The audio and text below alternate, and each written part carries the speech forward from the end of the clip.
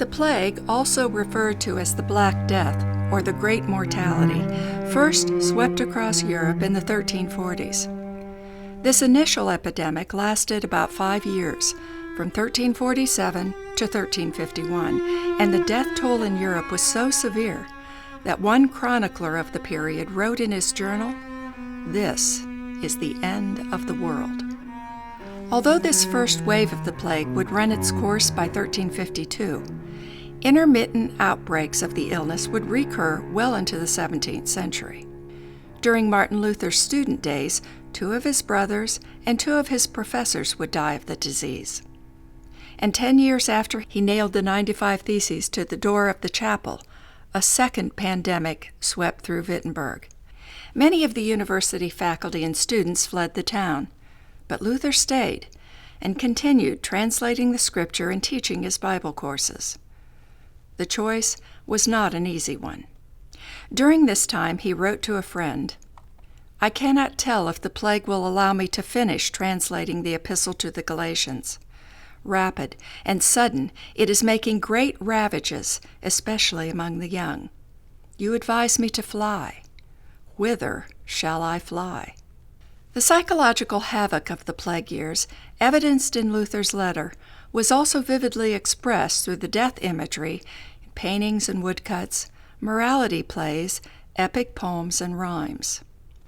For example, most scholars believe that the playful rhyme we know as "Ring Around the Rosie" was first inspired not by children at play, but by victims of the plague. When placed in historical context, we discover that the opening phrase of this rhyme is referencing symptoms of the plague, in particular, the bubonic strain of the illness. This strain, the most common, was transmitted through fleas that had become infected by rats and other rodents. The bacteria from these bites would attack the victim's lymph system. The infected glands would then fill with blood, producing egg-shaped buboes, hence the name.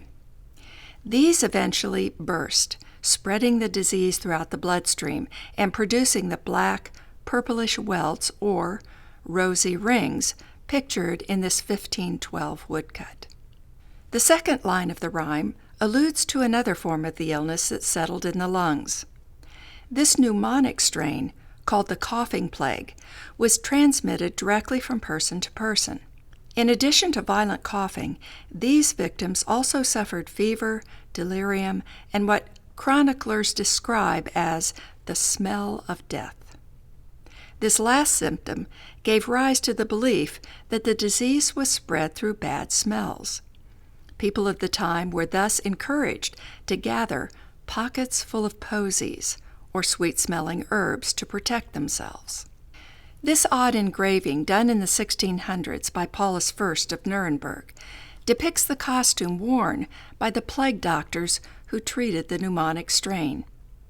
As an antidote to the smell of death, these doctors would stuff the beak-like nose of the costume with camphor, rose petals, and other spices and herbs. In addition, many of their hoods had crystal eyepieces, often red in color, to counter what they believed to be an evil eye.